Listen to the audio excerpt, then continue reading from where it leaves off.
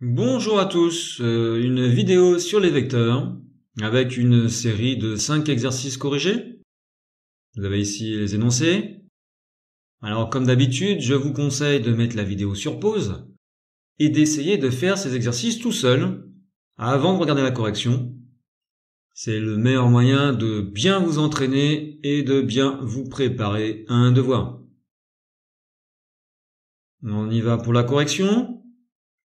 Un petit rappel, dans la description de la vidéo, vous avez des liens pour accéder directement à la correction d'un exercice en particulier. Alors le premier exercice, c'est de la construction. On part du point A et on doit construire 3U plus 2V. Alors allons-y dans le premier cas, on part de A, premier vecteur U, deuxième, troisième. Ensuite, on continue avec un V et un deuxième vecteur V. On est parti de A, on arrive ici. Voilà le vecteur que l'on obtient. Deuxième cas, on part de A, on fait 3 vecteurs U. Arrivé à la fin de ces 3 vecteurs U, on rajoute 2 vecteurs V. Voilà. On est parti de A et on arrive ici. Voilà, le vecteur somme. 3U plus 2V. Exercice 2. Calculer les sommes vectorielles indiquées en utilisant la figure ci-contre. Alors, première somme. AF, ici en bleu, plus AO. Pour faire des sommes, si on veut que ça soit facile à calculer, il faudrait que ces deux vecteurs soient l'un à la suite de l'autre. À la queue leu, si on peut dire. Donc le vecteur ici AO en vert, il est identique au vecteur FB. Donc là, on peut faire la somme. On part de A, vecteur bleu, suivi du vecteur vert, et on arrive en B. Donc le vecteur somme, global, c'est quoi? C'est AB.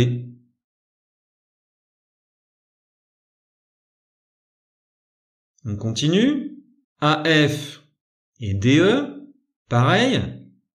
Il faut qu'on puisse avoir ces deux vecteurs l'un à la suite de l'autre. Et le vecteur DE, c'est pareil que le vecteur FB. On est parti de A. Voilà, bon, c'est comme la question précédente. On arrive en B. Ça nous donne le vecteur AB.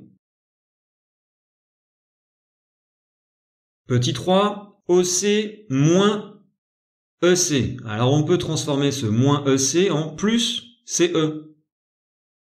Et là on a une relation de Chasles. OC plus CE, le C en sandwich. Ça nous donne OE. Même pas besoin de regarder la figure. On continue. AB plus AD. Alors le vecteur AD en vert, c'est le même que le vecteur BC.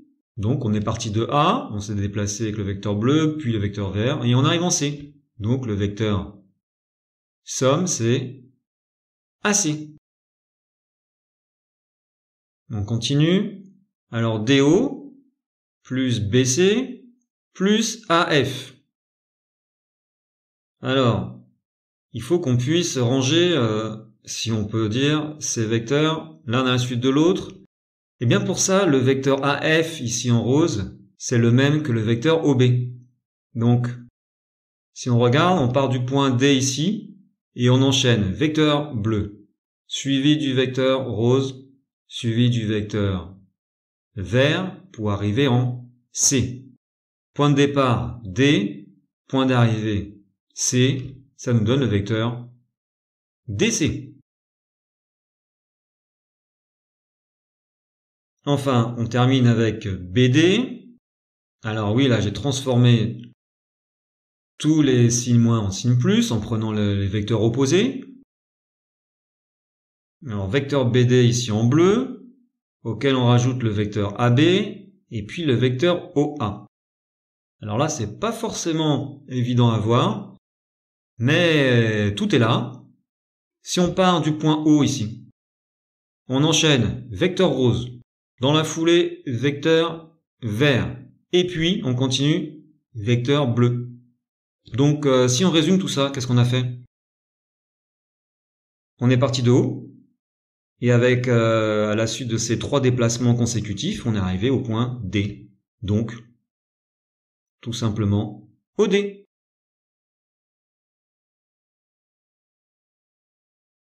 Exercice 3.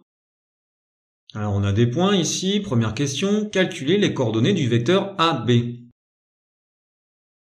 Vecteur AB, alors, petite astuce, petit conseil pour éviter de vous mélanger quand vous prenez, vous piochez des coordonnées à droite à gauche. Des fois, on s'en mêle les pinceaux. Pour calculer les coordonnées d'un vecteur, on commence par les coordonnées du dernier point, donc ici le point B, et je vous conseille de les écrire toutes les deux déjà en colonne. C'est moins 152 et 168. Et après, on doit soustraire les coordonnées du point A, ici. Attention, quand il y a un signe moins, ça fait moins, plus 212 et moins 128, ce qui donne 40. Voilà pour les coordonnées de AB. Alors ensuite, on nous pose la question, est-ce que ABDC est un parallélogramme? Alors on va calculer les coordonnées de CD. On commence par le point D, 85, 65, et on enlève les coordonnées de C, 25, moins 25, et on trouve 60, 40. Conclusion, le vecteur AB est égal au vecteur CD. Eh bien, d'après le cours, ABDC est un parallélogramme. Question 3. Est-ce que ABED est un parallélogramme? Eh bien, on va utiliser la même méthode. On va calculer les coordonnées de 2 vecteurs. Alors, vecteur AB, on vient de le voir, c'est 60, 40. On va prendre le vecteur DE. D'abord les coordonnées de E. On enlève les coordonnées de D. Et on trouve 65, 45. Ces 2 vecteurs sont différents. Ce n'est pas un parallélogramme.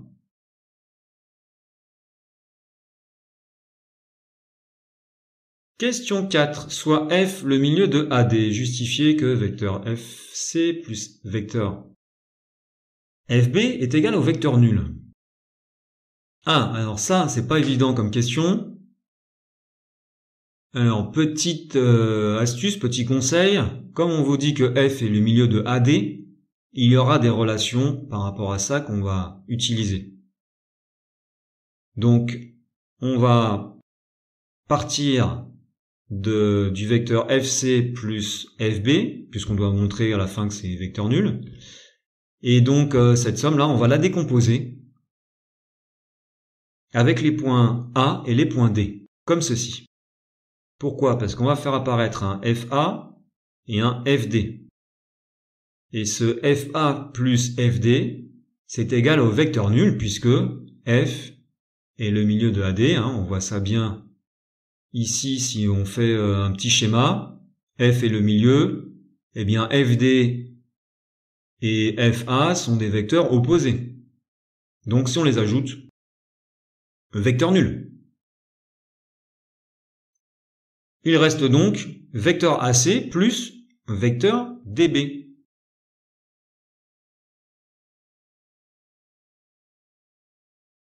Et on sait que ABDC est un parallélogramme. Ah oui. Question 1 ou 2, je sais plus. Alors si on fait un petit schéma, ABDC, un parallélogramme. Qu'est-ce qu'on a pour AC et pour DB? Voilà AC, voilà DB. Mais c'est des vecteurs opposés. Et donc si on les ajoute, qu'est-ce qui va se passer? Eh bien, vecteur nul. C'est bien ce qu'il fallait trouver. Exercice 4. Calculer les coordonnées des points A et B telles que, voilà les relations. Donc, on y va. On commence par vecteur NA égale 1/2 de vecteur MN. Alors A, c'est le point dont on cherche les coordonnées. Ces coordonnées, on va les appeler XY, c'est des inconnus. Voilà pour les coordonnées du vecteur NA. MN, on calcule ses coordonnées, ça fait 2, 6. Mais dans la relation, c'est 1/2 de vecteur MN. Donc la moitié de ses coordonnées, ça fait 1, 3. Et on doit avoir NA qui doit être égal à tout ça. Donc, on fait par identification, on doit avoir le x-2 qui doit être égal à 1. Et puis y-3 ici doit être égal à 3. Ça nous fait deux équations, faciles à résoudre. X égale 3, y égale 6. Voilà pour les coordonnées du point A. On continue avec le point B. Alors de la même manière, eh bien, on exprime les coordonnées du vecteur MB. On doit avoir MB qui est égal à 3 vecteur MQ. Alors MQ, on le calcule. Moins 1, 2. Et c'est 3 fois ça, donc moins 3, 6. Et comme tout à l'heure, par identification, on obtient deux équations. Et on trouve l'abscisse égale à moins 3, l'ordonnée égale à 3. Voilà les coordonnées de B.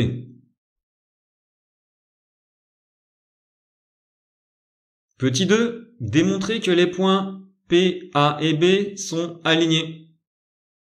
Alors pour ça, il suffit de montrer que deux vecteurs avec un point en commun sont collinéaires.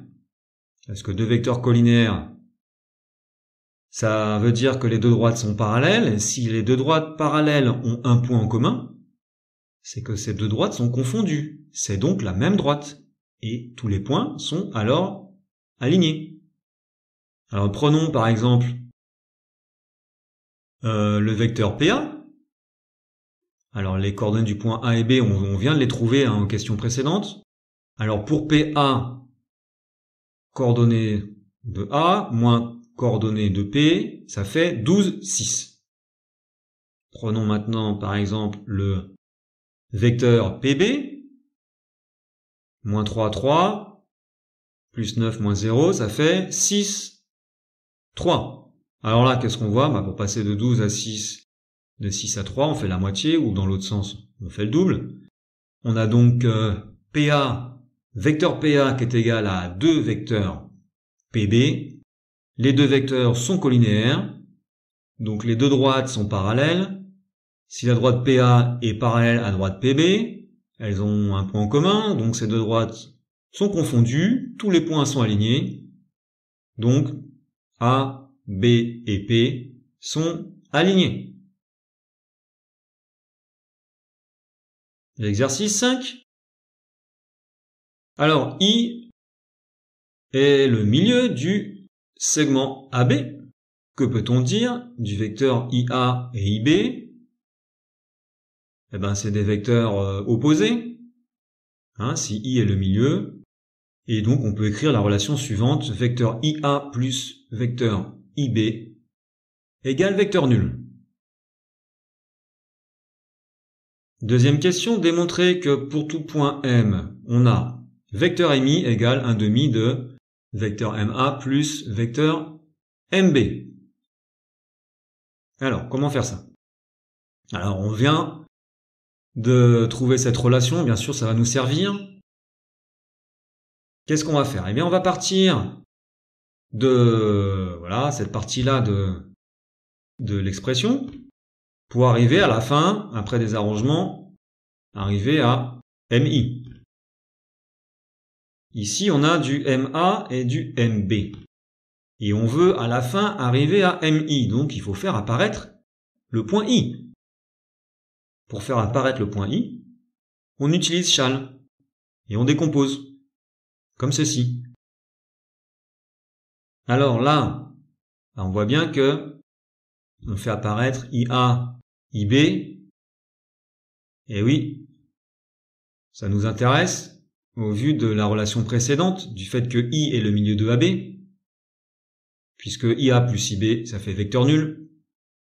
Qu'est-ce qui reste? Il reste ici mi plus mi qui fait 2 mi.